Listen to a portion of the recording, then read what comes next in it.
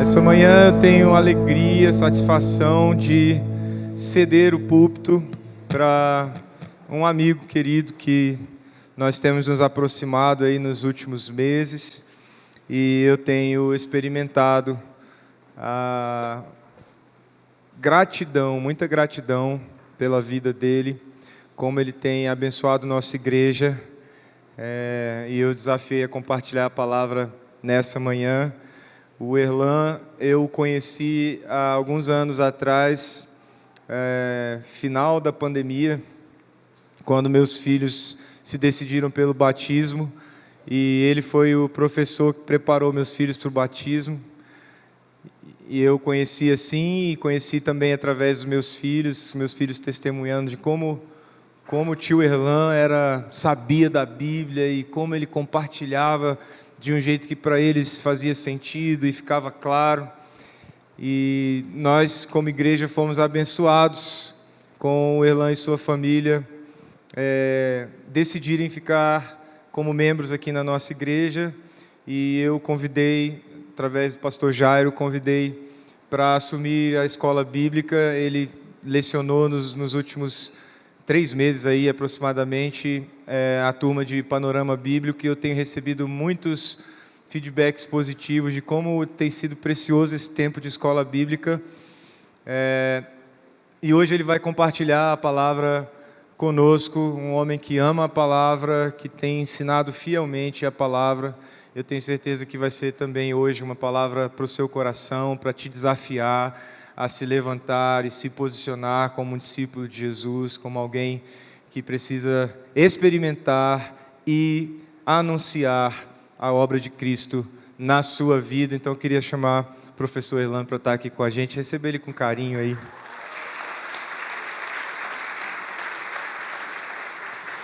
O Erlan, eu também o conheci meio como uma celebridade, eu não sabia quem era ele. Eu sou muito fã do Bibo e acompanho o podcast do Bibo já há algum tempo. Não sei quantos conhecem aqui. Bibo Talk é um podcast cristão muito interessante, trata de coisas muito relevantes e principalmente para quem gosta muito de teologia, assim, tem assuntos muito legais. E o Erlan é um dos que participa desse podcast regularmente. E por ele ser próximo do Bibo, o Bibo está com um projeto de aproximar a teologia da igreja, aproximar mais o conhecimento teológico das pessoas, dos membros das igrejas. E ele está lançando uma coleção Teologia para Todos, que vai ser formada por vários livros, livros fáceis de ler pelo tamanho e também pela abordagem, mas livros que trazem doutrinas e ensinamentos importantes teológicos, abordando a Bíblia em assuntos relevantes para o nosso tempo. E o professor Erlan foi autor de um desses livros que hoje está à venda, não sei se ainda tem, porque foram poucos que a gente conseguiu, mas ainda temos alguns exemplares lá fora, se você quiser adquirir para abençoar tanto a vida do Erlan quanto o ministério também do Bibo, você pode adquirir na saída. Deixa eu orar por você, meu amigo. Senhor, eu te louvo e te agradeço pela vida do teu servo, Deus, que o Senhor derrame sobre ele unção, graça, autoridade para ministrar a tua palavra nesta manhã à tua igreja. Espírito Santo, abre os nossos corações e mentes para receber os desafios que o Senhor tem para nós através da boca do teu Filho, Pai. Nós assim oramos em nome de Jesus. Amém. Deus te abençoe. Bom dia, povo bonito da Igreja Batista Alicerce. Tudo bem? Muito bom estar aqui, agradeço o convite do pastor Felipe. Para quem não me conhece, eu sou o Erlan, a gente está aqui há pouco tempo, então ainda precisa de fazer apresentações. Sou o Erlan, sou marido da Pri, que está bem ali, pai da Ágata, que está no bolo ali dos adolescentes. Eu fico muito feliz em compartilhar a mensagem do Evangelho. Sou teólogo, professor, escritor, e dediquei só 15 segundos para falar de mim, porque a gente agora daqui para frente vai falar de Jesus, aquele que venceu por nós, aquele que morreu por nós, mas ressurgiu. Quero convidar a igreja a orar comigo. Deus nosso Pai, muito obrigado, Senhor. O sol nasceu hoje, o que significa que as suas misericórdias se renovaram pois elas se renovam a cada manhã. Obrigado, Pai. Obrigado por esse povo que aqui se reúne para Te adorar, para celebrar a obra de Deus, tanto a nível macro, como o plano de Deus eterno que se realiza neste mundo, como a nível micro na nossa vida pessoal, como o plano de Deus na nossa vida se realiza também. Muito obrigado, Senhor, porque nos reunimos para celebrar a Jesus. Obrigado. Que o Senhor possa me usar aqui para trazer uma mensagem que venha dos céus e que o Senhor possa abençoar essas pessoas que dedicam suas vidas para Te adorar. Em nome de Jesus que eu oro. Amém. Irmãos, eu preparei um sermão chamado O Poder de uma História. E não tem forma melhor que iniciar um sermão sobre uma história do que contando uma história. Quero contar uma história centenária, já escrita na Europa há mais de 100 anos, chamada Diante da Lei. Diante da lei está um porteiro que guarda uma grande porta que está aberta. Um homem simples, um homem do campo, chega até aquela porta, desejando entrar nas portas da lei. O porteiro diz: alto lá, ainda não é permitida a sua entrada. Aquele homem então fica em dúvida e pergunta: ora, mas será que daqui a pouco, daqui a alguns instantes, vão permitir que eu entre na porta? O porteiro diz: é possível. Então o homem vê que tem um banco à sua esquerda, senta-se e lá espera. Passam-se minutos, horas, e nada de haver alguma permissão para que ele entrasse. O homem então se levanta do banco, olha para a porta, olha para aquele ambiente que para o qual a porta dá acesso, olha, fica curioso, balança o pescoço, e o porteiro, olhando aquilo, se levanta, coloca-se entre ele e a porta e diz: olha, se você realmente quer entrar, você pode tentar a sorte, pode tentar forçar a entrada, e vamos ver o que vai acontecer. Mas eu te digo que eu sou alguém muito forte, muito poderoso. E após esta porta, há outras portas, com outros porteiros, mais fortes e mais poderosos que eu. O homem olha para aquele porteiro, realmente ele é uma porta, ele é muito grande. E ele decide sentar-se e aguardar a sua vez de ser chamado. E ali, aguardando, passam-se mais horas. Na verdade, vira o dia. A gente está falando já do dia seguinte, onde mais horas e mais horas se passam com ele aguardando ser chamado. Passam-se dias, semanas, meses, e ele continua ali sentado, aguardando ser chamado. Passam-se anos e décadas. Aquele homem agora está grisalho e continua aguardando a sua vez de entrar na porta. O homem tenta subornar o porteiro, mas não consegue nada. Passam-se mais décadas, agora o homem já tem cabelos brancos como a neve. Aquele homem já perdeu boa parte de seus dentes e está deitado, enrijecido naquele banco. Ele sente que está próximo do final de sua vida. E ele tem um estalo na mente. Ele olha para o porteiro, faz com o dedo para que ele pudesse se aproximar. O porteiro, então, vendo que o homem realmente não tem condições, aproxima-se até ele e pergunta: o que quer? O homem olha para aquele porteiro que não envelheceu um único dia, desde o primeiro dia que ele chegou ali, e pergunta para ele: todos querem buscar a lei, e aqui está a porta dela, mas nessas décadas todas que estou aqui, ninguém veio e tentou entrar por essa porta, somente eu estou aqui. Como pode isso? O porteiro fala para ele: esta porta estava destinada somente a você, e somente você poderia entrar por ela. O homem, ouvindo aquelas palavras, morre naquele banco. O porteiro volta para a porta, fecha, tranca a porta, pega as suas coisas e vai embora. E assim se encerra o conto Diante da Lei, de Franz Kafka, autor tcheco do início do século XX, um dos maiores autores da literatura mundial. Essa é uma história profunda, filosófica, com bastante lastro para interpretação. E eu queria que vocês guardassem ela, porque daqui a pouquinho a gente vai voltar a falar sobre essa história. Estou aqui para falar hoje com vocês sobre histórias. Histórias movem o mundo, movem a humanidade. Desde que o ser humano é ser humano, ele conta histórias. Encontramos histórias na literatura, histórias pintadas em cavernas, histórias na arte e histórias inclusive de tradição oral, que nunca foram escritas. Tradições sobrevivem porque histórias são contadas do pai para o filho, do filho para o neto, depois para o bisneto e chegam finalmente até nós. Temos várias e várias histórias ao longo de várias e várias culturas e elas sobreviveram porque estamos aqui para ouvi-las de nossos pais e repassá-las aos nossos filhos. Tem uma pedagoga brasileira chamada Fanny Abramovich, apesar do nome, brasileira. Ela diz que contar histórias é uma arte que equilibra o que é ouvido do que é sentido. A gente conta histórias e várias vezes, enquanto a gente está contando, já percebeu?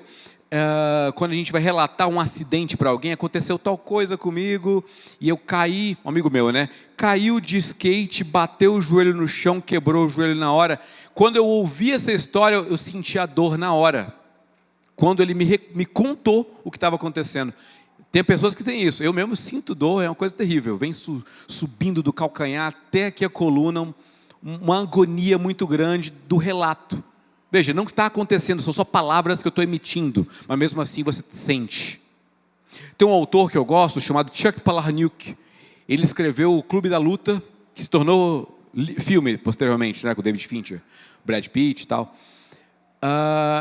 Quando ele foi para um lançamento numa livraria de um livro dele, um livro de contos, e ele leu para uma audiência um conto chamado Vísceras. E foi de fato uma leitura visceral, porque ele contou aquele conto e ao final pessoas se levantaram e foram para o banheiro, foram passando mal, porque foi algo tão impactante, uma história tão envolvente, que as pessoas ficaram imersas naquele ambiente e sentiram o que ele estava passando. É isso que histórias fazem. Histórias equilibram entre o que é ouvido e o que é sentido. E sabe o que é? Curiosamente, a Bíblia é um livro de histórias. E várias vezes nós sentimos o que ouvimos dessas histórias. Sentimos uma vontade de chorar, sentimos arrependimento, sentimos contrição, nos sentimos comissionados, sentimos chamados, nos sentimos amados. A Bíblia é um livro de histórias. Mas eu conheci a Bíblia bem tardiamente na minha vida, já adolescente. Eu, que fui criado em um ambiente mais rural, um ambiente afastado da cidade, nunca tive visitas de outras crianças, não convivi. As crianças eram os filhotes de cachorro que tinham lá em casa. Eu não tinha costume de ir até as pessoas. Então o que tinha lá em casa? Tinha meu pai e minha mãe, os cachorros, e os livros do meu pai, minhas histórias em quadrinhos, o jornal que chegava todo dia, revistas aleatórias que tinham lá. Eu cresci lendo histórias, cresci sendo impactado por elas. Elas eram a amizade que eu tinha. E quando eu cresci, não apenas cresci, mas constituí família, e está ali minha filha, eu incentivei para que ela pudesse também ser amiga das letras, amiga das histórias, amiga dos livros. E sempre a gente costuma ter o hábito de ler histórias para ela, em colocar histórias para que ela possa, enfim, ter acesso, ter contato com a literatura. Inclusive, a gente foi o quê? 2 semanas atrás a gente foi no shopping, tá ela com 3 livros na mão, querendo já levar. Eu falei, filha, calma aí. Calma aí, vamos ler um de cada vez? Vamos ler o primeiro, né? Mas só que antes de ler, antes de a gente ter esse costume da leitura, a gente aprende a ouvir. Tem uma outra pedagoga que eu quero trazer aqui, que é a Júlia Prioli. Ela diz que é fundamental que crianças com até 3 anos de idade apreciem e valorizem a escuta e a leitura de histórias desde pequenas. A criança que cria o hábito de escutar histórias valoriza o livro como fonte de conhecimento e de entretenimento. Quando a Agatha era pequena, aliás, era menor, ela, antes de dormir, eu e minha esposa íamos lá, líamos histórias para ela. Minha esposa lia várias histórias bíblicas, histórias, enfim, infantis. E eu já gostava de, na cama, contar histórias que eu inventava na hora. Enfim, era história freestyle, falava um monte de coisa ali, tentava arrumar uma moral. E ela se divertia, danava a rir, ou então a chorar. E, enfim, eu tenho certeza, isso tem o quê? 8 anos? Tenho certeza que a Agatha até hoje se lembra de algumas histórias malucas que eu contava para ela. E sabe onde existe um manual que nos instrui a lermos histórias para nossos filhos? De novo, lendo Deuteronômio capítulo 6, versos 6 e 7, a gente fala que Deus nos fala, aliás, o seguinte: guarde sempre no coração as palavras que hoje eu lhe dou, repita-as com frequência a seus filhos, converse a respeito delas quando estiver em casa e quando estiver caminhando, quando se deitar e quando se levantar.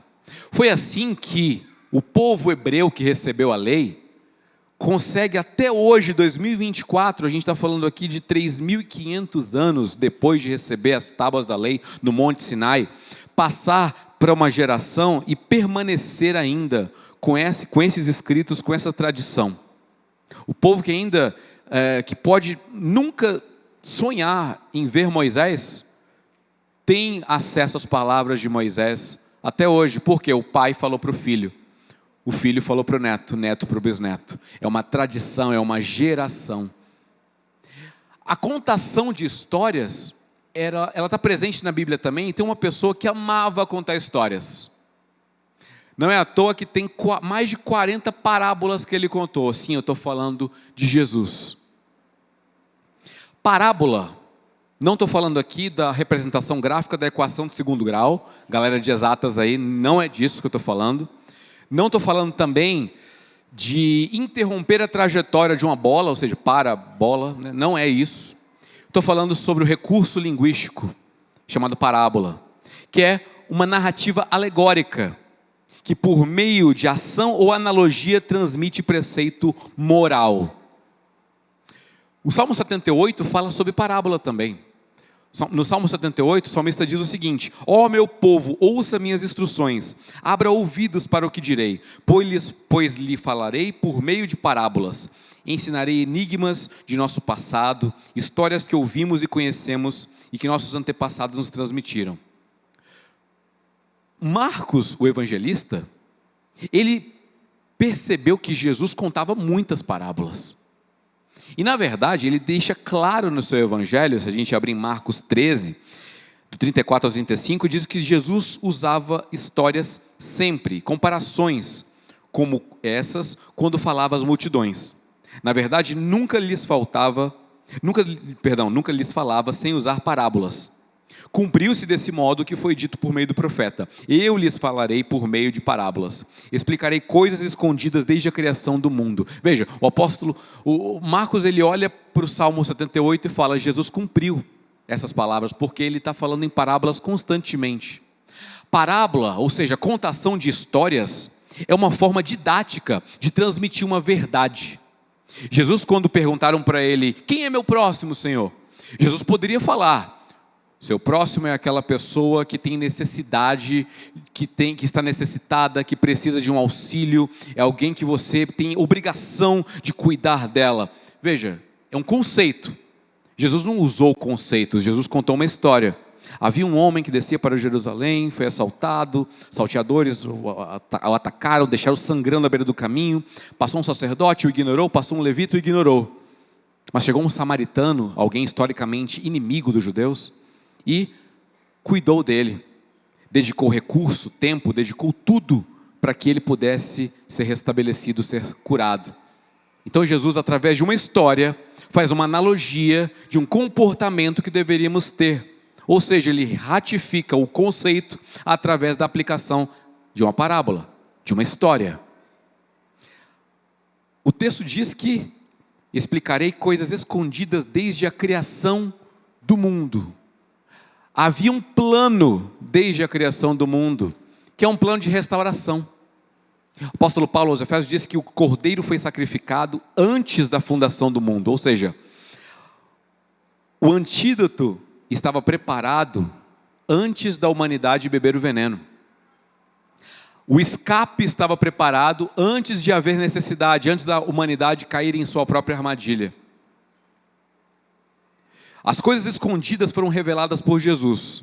Na época, os apóstolos e as pessoas que a ouviram, a audiência que recebeu em primeira mão, não entendia direito o que Jesus falava.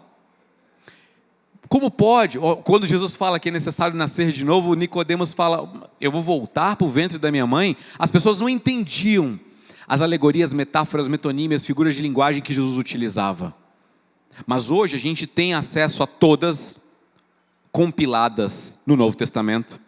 A gente tem acesso à revelação que os apóstolos receberam. A gente tem acesso ao Espírito Santo que nos permite interpretar e aplicar na nossa vida. A gente tem acesso à completude da revelação.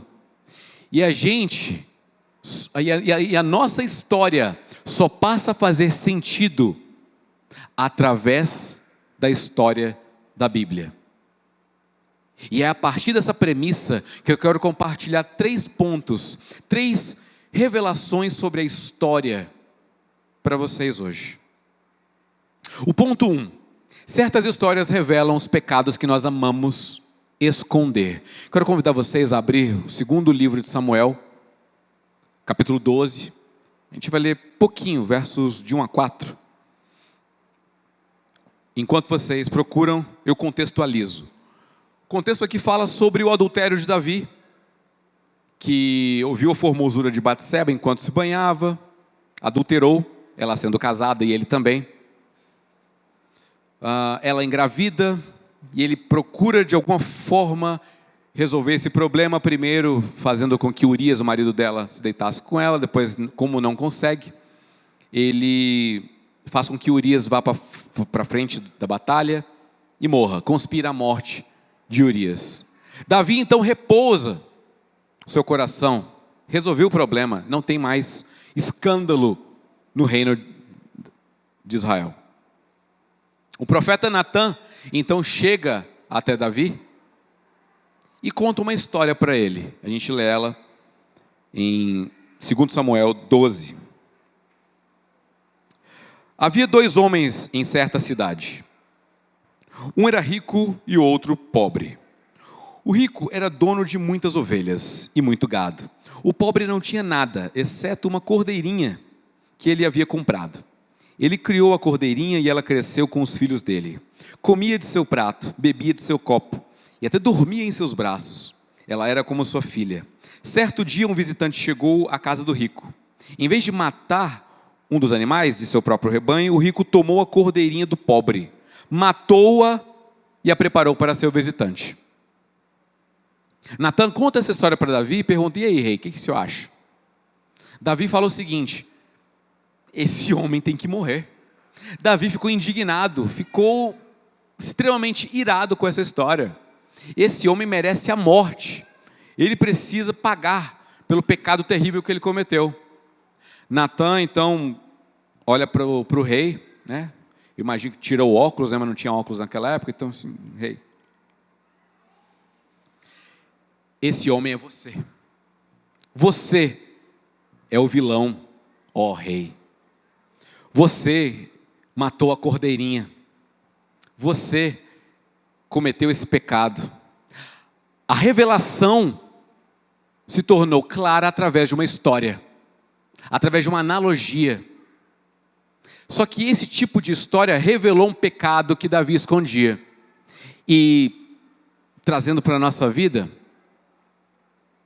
muitas vezes nós não somos o Urias da história, nós somos o Davi.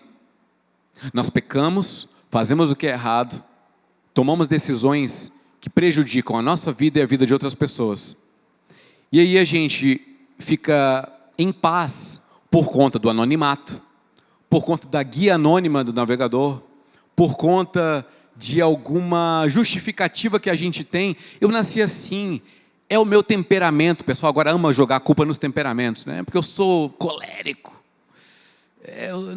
Meu temperamento é fleumático, eu sou INTJ, sei lá. Não, então assim, a gente vai jogando justificativas para as ações erradas que a gente faz. Não é assim que a vida funciona, porque existe algo em nós que nos inclina para o mal. A natureza humana, a antropologia humana, se a gente fizer uma análise do que é o ser humano, é uma pessoa inclinada para o mal.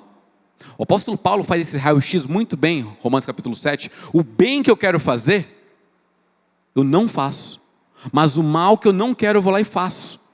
E ele fica desesperado, porque miserável homem que sou, quem me livrará do corpo dessa morte? Como pode? O ser humano não foi criado assim.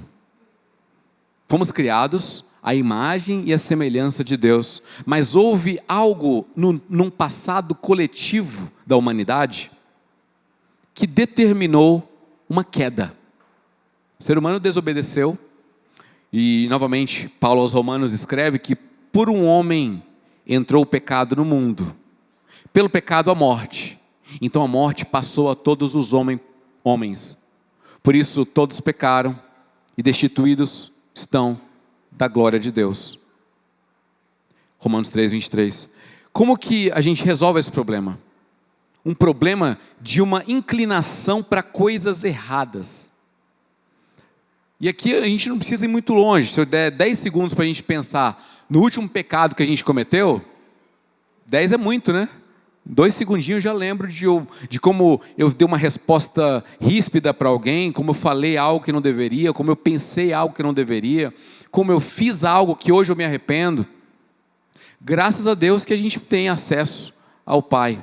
Mas eu quero falar sobre esse acesso no segundo ponto. O primeiro, que tem que ficar muito claro aqui, a Bíblia revela para nós histórias da nossa vida que mostram o quão pecadores nós somos. Nós somos pecadores. A maior reviravolta da história humana é perceber que o vilão da história é visível quando olhamos para o espelho. Nós somos o vilão da nossa própria história. Nós somos nossos autossabotadores. Nós somos as pessoas que a gente está andando de bicicleta, pega o cano e coloca na roda da bicicleta e a gente cai. E a gente amarra o nosso próprio cadarço um no outro e tropeça. Nós fazemos isso conosco. Nós nos sabotamos. Porque a nossa natureza nos inclina para o mal. O ponto 2 que eu quero trazer para vocês é a resolução desse primeiro problema. Se nós somos pecadores, nós temos problemas intrínsecos à nossa natureza caída, eu quero dizer que o Evangelho é a história do amor de Deus. É a resolução desse problema. É a forma que Deus encontra de nos salvar. Veja, a gente tem muito texto famoso na Bíblia. Por mais, nem precisa ter lido a Bíblia que você sabe que ele existe. No princípio criou Deus céus e terra. O Senhor é meu pastor e nada não faltará. O pessoal conhece. Aquele que habita no esconderijo do Altíssimo, a sombra do Onipotente, descansará. A gente conhece esses textos. E tem um que é muito famoso. Porque Deus amou o mundo de tal maneira que entregou o seu Filho unigênito para que todo aquele que nele crê não pereça, mas tenha vida eterna. João 3, 16, a gente conhece esses textos. E esse texto é o plano de Deus para nos restaurar de nós mesmos, dos nossos pecados, da vida que leva à morte. Veja, o texto fala que Deus amou o mundo de tal maneira que entregou seu Filho para que todo aquele que nele crê não pereça, mas tenha vida eterna. O que significa que se Deus não tivesse entregue o seu próprio Filho, nós pereceríamos. Nós morreríamos, nós não teríamos acesso à vida eterna. Ou seja, por por nossos próprios méritos, por nosso próprio esforço, a gente não consegue se salvar. Qual que é a lógica? A lógica é, não pode haver pecado na presença de Deus, Deus é santo. Então, alguém com pecado não pode viver com Deus, não pode entrar na presença de Deus. E a gente vê várias metáforas disso, várias histórias alegóricas que apontam para essa realidade na antiga aliança. Veja, quando Uzá encostou na arca da aliança, foi fulminado. Quando ofereceram fogo estranho ao altar, fulminados. Todo tipo de relacionamento inapropriado com Deus causa fulminamento. Eu vou dar um exemplo. Está aqui o Elon Musk, faz lá uma espaçonave da SpaceX e ela vai em direção ao Sol. Quando chega lá no Sol, pousou no Sol, acontece o que com essa nave? Nem precisa pousar, né? Chegou perto, já é destroçada, aniquilada, vira pó. O Sol é mau? Não, mas um contato inapropriado, desmedido com ele, causa destruição. Deus não é mau, mas o contato com nossa natureza pecaminosa com ele vai causar morte. Então é necessário que alguém intermedie esse relacionamento. Nós, pecadores, por meio de Jesus, por meio do sacrifício que foi feito na cruz, temos acesso a um relacionamento com um Deus totalmente santo. Não por nosso próprio mérito, mas pelos méritos dele. Ele nos justifica, ele limpa, lava nosso pecado, torna nossas vestes brancas como lã. Ele permite que esse relacionamento exista. O nome disso é Evangelho. É uma boa notícia. Deus encontrando um meio de relacionar-nos com Ele, através de seu Filho. Essa é a boa notícia. A boa notícia é que é de graça. O que a gente tem que fazer para a salvação, para vivermos com Deus eternamente? Nada. Jesus já fez. Está feito. Mas eu tenho que pagar alguma coisa, eu tenho que fazer uma quantia, eu tenho que sacrificar um boi. Não, amigo, está feito. O sacrifício do Cordeiro de Deus que tira o pecado do mundo foi feito 2000 anos atrás. Quem nele crê e deposita sua fé, entrega a sua vida e o controle de tudo que ele faz, vive com ele eternamente. O nome disso é graça. O Evangelho é essa mensagem de uma história de amor que Deus conta para que a gente creia. E gerações após gerações, a gente está falando de 2024. 2024 depois de quem? Depois de Cristo. Aquilo que Cristo fez foi passado de geração em geração, preservado nas Escrituras, e chega até nós hoje. Essa história maravilhosa, que não é de graça. Ela é graça, mas não foi de graça, porque o preço foi pago pelo próprio Cristo. O apóstolo Pedro, quando conta isso, ele vai falar da natureza da igreja. Ele vai falar o seguinte: vocês sabem que o resgate para salvá-los do estilo de vida vazio que vocês herdaram de seus antepassados não foi pago com simples ouro ou prata, que perdem seu valor, mas com o sangue precioso de Cristo, o Cordeiro de Deus, sem pecado nem mancha. A gente hoje vive uma sociedade capitalista, uma sociedade de consumo. Se eu quero algo, essa Bíblia aqui, que inclusive foi presenteada pela minha esposa, em dezembro de 16, com muito amor. Mas ela não entrou na livraria e pegou e levou sem pagar. Ela pagou, entregou o dinheirinho lá, pagou e me entregou.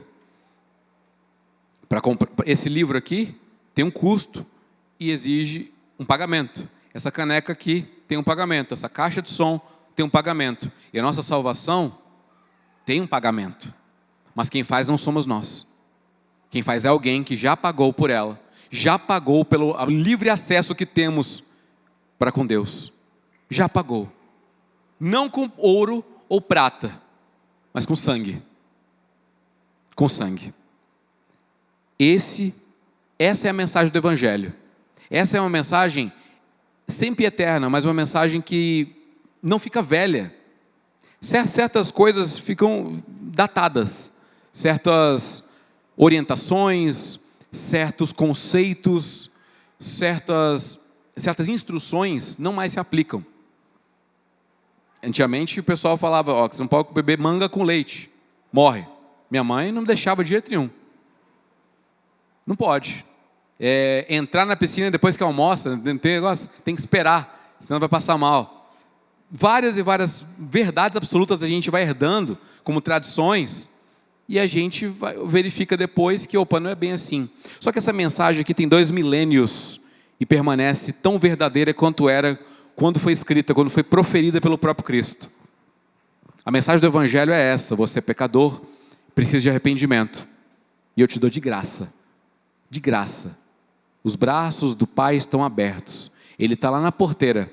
O filho pródigo, ele se arrepende e volta. E o Pai recebe com festa. Essa é a mensagem do Evangelho. Essa é uma história de amor. Terceiro ponto que eu quero trazer para vocês, caminhando para o final, diz que o Deus que nos criou, nos resgatou e nos salvou, também nos capacitou para compartilhar a história da salvação. Veja, éramos pecadores, condenados ao inferno eterno. Fomos encontrados pelo Cristo. Ele nos resgatou, Ele nos salvou. E agora?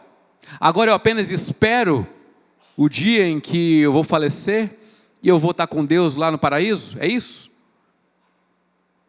O tempo entre a minha conversão e a minha morte não pode ser apenas de espera, mas precisa ser de ação.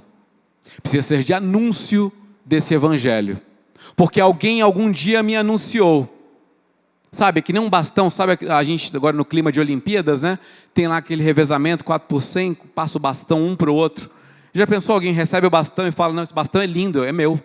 É meu. O bastão ele precisa ser entregue. Tem uma frase de um autor que eu gosto, o Brennan Manning. Ele escreve no Evangelho Maltrapilho. Ele diz que evangelho é um mendigo dizendo para o outro onde encontrar o pão.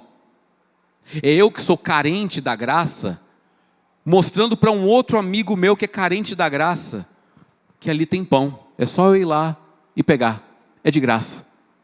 Eu que sou carente de Deus, preciso anunciar aos outros carentes que Deus está disponível, de braços abertos. É só tomar uma decisão. Só que se eu ficar em silêncio, temos um problema. Porque como vão ouvir? Como vão ouvir das maravilhas de Deus?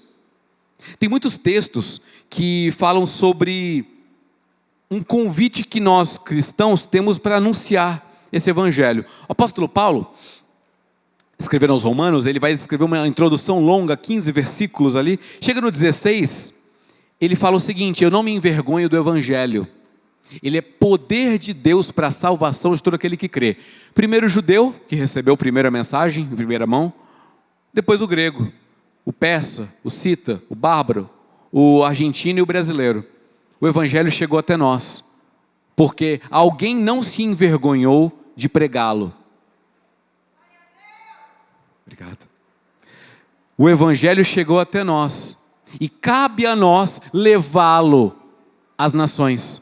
Eu falo nações porque é a linguagem que a Bíblia diz, né? Para a gente pregar para todo tribo, raça, língua, nação. Mas eu estou falando aqui Brasília, estou falando aqui, cadê? O nosso vizinho, o síndico do nosso prédio, o porteiro, as pessoas ao nosso redor, a pessoa da faculdade, no trabalho, as pessoas com quem a gente convive, que tem carências, que tem crises existenciais, tem problemas filosóficos, de onde veio, de onde eu vim, para onde eu vou, o que preciso fazer aqui neste mundo, o que é o justo, o que é o belo, o que é o bom. Essas perguntas são marteladas na cabeça de muitas pessoas.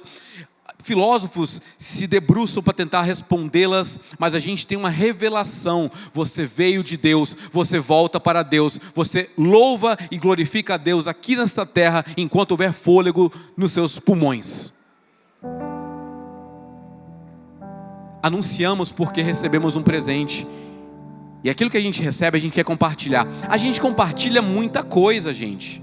A gente compartilha recomendação de filme, recomendação de livro, de programa de TV, de série. Estou assistindo aquela O Urso na Disney Plus, é maravilhosa, eu gosto muito, recomendo, é muito legal, tal, recomendo. O que eu recebo e eu gosto, eu recomendo, não é? Eu pego o meu histórico de conversa com minha filha no Instagram, é só eu mandando um vídeo engraçado para ela e ela mandando para mim. Ela me respondendo kkkk e me manda um outro vídeo mais engraçado ainda. Eu mando um com humor duvidoso, que não é tão bom assim. E a gente fica nessa, porque o que a gente gosta a gente compartilha. A gente compartilha livro, filme, série, música, livro, jogo, Reels, Short, TikTok. Mas e o Evangelho? Será que o Evangelho não é bom o suficiente? A gente não gosta dele o suficiente para compartilhar com um colega de trabalho que está sofrendo? Será que não é bom o suficiente para a gente falar: nossa amigo, lamento muito, oferece o abraço, oferece o conselho e fala: na minha vida, quem resolveu esse problema quando eu passei foi Jesus. Eu tenho um relacionamento com Deus de tal forma que Ele guia meus passos. Deixa eu compartilhar uma história com vocês aqui. Há meses atrás, primeiro semestre, ali para março, eu estava tentando entrar num programa de mestrado na UNB, em Metafísica. Escrevi meu pré-projeto, ficou redondinho, maravilhoso, estava com muita vontade de entrar. Entrei para o grupo de estudos, o grupo de pesquisa, né, professor Gabriele. Botei alguns amigos meus doutores, né, para revisar, ver se está ok esse pré-projeto. Fiquei com muita expectativa, até compartilhei com alguns colegas de trabalho, que eu queria muito que eu entrasse nesse processo seletivo, né, que eu passasse. E aí eu submeti, o projeto foi aprovado e veio a segunda fase, que é de entrevista. Então eu fiz lá uma entrevista, foi até para uma salinha do lado do trabalho, fiz a entrevista. E aí enfim, como eram vagas limitadas, acabou que eram 7 vagas, fiquei em 8º. E não passei. E aí eu compartilhei com o pessoal do trabalho que estava com muita expectativa, né, de eu passar também. Eu falei: não deu bom, não passei. Fui reprovado. E aí uma estagiária chegou até mim e falou: olha, lamento muito, você deve estar arrasado. Poxa, que terrível, porque eu também tentei entrar em tal curso, não consegui e tal. Fiquei muito frustrado, fiquei muito machucado. Aí eu falei assim para ela: na verdade, não estou tão abalado não, para falar a verdade, porque eu entendo que Deus guia os meus caminhos, e Ele abre e fecha portas. Abre portas para ambientes que fariam bem para mim e que eu poderia contribuir, e fecha portas para ambientes que fariam mal para mim e eu não poderia contribuir. E se eu não passei nesse processo seletivo, é porque o Senhor não permitiu. Quando eu olhei para ela, escorre uma lágrima aqui no rosto dela. Ela disse que nunca tinha ouvido alguém compartilhar nesses termos, de uma fé desses termos. Eu falei para ela que eu só posso compartilhar aquilo que eu vivo. E é isso, eu não entrei. E glória a Deus por isso. O Evangelho foi pregado. Eu falei sobre as maravilhas, né, da provisão divina. Mas várias vezes a gente perde oportunidades de anunciar um Evangelho maravilhoso. O apóstolo Pedro escreve dizendo que vocês são geração eleita, sacerdócio real, nação santa, povo exclusivo de Deus. A gente às vezes para de ler aí e fala: eu sou povo exclusivo, nação santa, eu sou maravilhoso. Deus me fez sacerdote. É isso que eu sou. Mas só que para que Deus te fez nação santa? Para que Ele te fez sacerdócio? Para anunciar as grandezas daquele que os chamou das trevas para a sua maravilhosa luz. Estávamos em trevas, o Espírito nos vivificou, o Espírito ilumina nosso ser, e nós agora somos sal e luz deste mundo. Sal e luz para um mundo que precisa ser preservado, ser salvo e ser iluminado. Aline Banta, como um farol que brilha à noite, pontes. O farol brilha para que as embarcações tenham ele como referência e não naufraguem. E às vezes somos farol apagado, porque não permitimos que as pessoas enxerguem Jesus em nós. Não permitimos que as pessoas enxerguem o Evangelho que nos restaurou, para que elas sejam restauradas também. Romanos 10 novamente, o apóstolo Paulo fala: como pois invocarão aquele em quem não creram? Como crerão de quem não ouviram falar? E como ouvirão se não houver quem pregue? E como pregarão se não forem enviados? A gente chega lá no verso 17, ele fala que a fé, ela vem do ouvir e ouvir a palavra de Deus. Mas como é que alguém vai ter fé ouvindo a palavra de Deus, se não tem um cristão que abra a sua boca e pregue para ele o evangelho que restaura a vida? Como que ele vai pregar se ele não for enviado? Entendeu? Esse encadeamento. Se a gente quebra essa corrente aqui na hora de falar de Jesus para as pessoas. Mas você pode falar assim para mim: Erlan, é muito fácil para você. Você ficou anos num seminário. Você é um professor de escola bíblica dominical. Você é um escritor. Você é um teólogo. Você se capacitou, fez pós-graduação, está fazendo mestrado. Você fez um monte de coisa. Tá. Vamos fazer uma conta simples? O cristão, ele vem na igreja o quê? No mínimo uma vez na semana, né? Domingo estamos aqui. Legal. Ouvimos pelo menos um sermão, uma exposição da Bíblia por mês, aliás, por semana. No mês 4, no ano 50, 52 vezes que você vem e ouve a mensagem da palavra de Deus. Ainda que você não tenha instrução formal, que você não seja um teólogo, que você não vá para a academia, não vá para um seminário teológico, não vai aprender grego e hebraico, hermenêutica, exegese, homilética e omelete, um monte de coisa, você não vai aprender nada disso. Mas você está aqui sendo exposto, a palavra de Deus está sendo pregada, você está ouvindo, não está? Pelo menos só até aqui, eu ainda tenho mais 6 minutos negativos. Até aqui eu já preguei o quê? Uns 10 versos, né, pelo menos, da Bíblia. Em um ano 52, se você retiver 10% dos 52 sermões que você ouviu, tem 5 sermões pelo menos que estão enraizados no seu ser. 5 sermões que são capazes, que te capacitam para que você possa pregar o evangelho. E essa é uma promessa de Jesus. Ele fala o seguinte, em João 14, 26, mas o Consolador, o Espírito Santo, a quem o Pai o enviará em meu nome, esse vos ensinará todas as coisas, vos fará lembrar tudo o que eu tenho dito. Se você está aqui hoje, 1º de setembro, em algum momento no futuro, você vai poder lembrar, o Espírito Santo vai te lembrar. Poxa, teve um dia que um servo do Senhor foi lá e pregou uma mensagem. Ele falou alguma coisa sobre como ouvirão se não há quem pregue. Eu vou pregar. Ele falou alguma coisa sobre arrepender dos pecados que a gente tem de estimação. Eu vou largar. Ele falou alguma coisa sobre Cristo morrer por mim, eu vou me render a Ele. O Evangelho está sendo pregado, a semente está sendo plantada, e ela frutifica amor, alegria, paz, longanimidade, benignidade, domínio próprio, mansidão, temperança, frutifica tudo isso, e o fruto não é para mim. A gente às vezes se confunde, né? Que eu quero o fruto do Espírito, eu quero longanimidade, para que eu preciso para mim. Não, amigo. O fruto é para outros. A gente frutifica para que outros se alimentem dele. A gente frutifica para que o mundo experimente o que é verdadeira paz, o que é verdadeira alegria, o que é a verdadeira temperança, domínio próprio, mansidão. Experimente o que é o amor de Deus. Mas a gente só pode fazer isso se estiver disposto a pregar. Eu quero falar o seguinte: o Evangelho, ele é um convite. Ele é um convite para termos um relacionamento com Deus, para sermos adotados por Ele, para renunciar tudo e seguirmos a Jesus. Só que lembra da história que eu contei lá atrás? A primeira história, teve um homem que ficou sentado, esperando a vez dele ser chamado, e a porta era destinada somente a ele. Somente ele poderia tomar a decisão de ignorar o porteiro e entrar. Eu quero a justiça, eu vou entrar. Na vida não tem porteiro. Tem pessoas que podem agir como esse porteiro e falar: não vai para a igreja não, não aceite Jesus não tenha esse negócio de Espírito Santo, de evangelho, isso aí é tudo balela. Vão ter pessoas que vão falar isso para vocês. Só que ninguém pode aceitar o convite pelo outro. Eu não posso aceitar o convite pela minha filha, eu não posso aceitar o convite pela minha esposa, eu não posso aceitar o convite pelo meu amigo.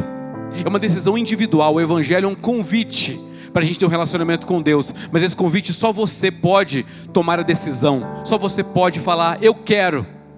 Só você pode, Senhor, falar: Senhor, para onde eu irei? Só Tu tens palavras de vida eterna. Esse convite está sendo feito nesta manhã. Ninguém pode tomar essa decisão por você.